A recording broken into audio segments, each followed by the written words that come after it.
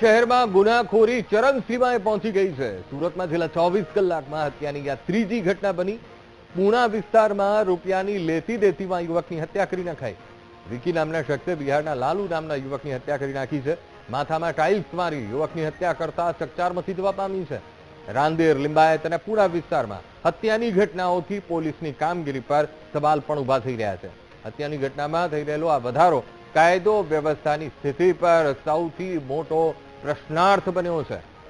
આજ મુદ્દે સંવાદદાતા ધ્રુવ ફોનલાઈન પર જોડાઈ ગયા છે। ધ્રુવ, બેક ટુ બેક 3 હત્યા સુરતમાં। સુરત પોલીસ કરી શું રહી છે?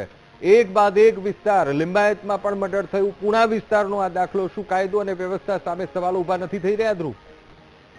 બિલકુલ, સુરતમાં જે રીતે એક પછી એક 3 જેટલી હત્યાની ઘટના સામે આવી છે, તેમાં સુરતમાં એક વાર રાંદેરમાં હત્યાની ઘટના સામે આવી, ત્યારબાદ જે છે તે લિંબાયત વિસ્તારમાં પણ એક હત્યાની ઘટના સામે આવી અને હવે 24 કલાકમાં જ ત્રીજી હત્યાની ઘટના સામે આવી છે, જ્યાં રૂપિયાની લેતી દેતીમાં જે છે તે હત્યા કરવામાં આવી હોવાનું હાલ સામે આવ્યું છે।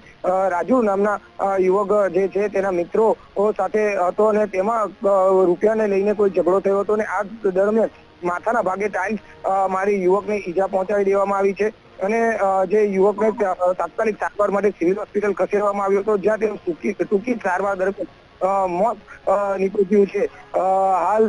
હાલ આ બાબતે પૂણા પોલીસે ગુનો નોંધ્યો છે અને કહી શકાય કે જે હત્યા કરનાર જે આરોપી હતા તેની પણ ક્યાંક અટક કરી હોવાનું જાણવા મળી રહ્યું છે। પરંતુ જે રીતે આ આખી ઘટનાઓ સામે આવી છે તેને લઈને સુરત શહેરમાં જે કાયદો વ્યવસ્થાને લઈને અનેક સવાલો ઉભા થઈ રહ્યા છે। જે રીતે એક પછી એક 3 ઘટનાઓ સામે આવી છે હત્યાની, તેને લઈને પોલીસની કામગીરી સાથે સાથે જે રીતે કાયદો વ્યવસ્થાને લઈને કામગીરી થવી જોઈએ તેની પર અનેક સવાલો પ્રશ્નાર્થ થઈ રહ્યા છે।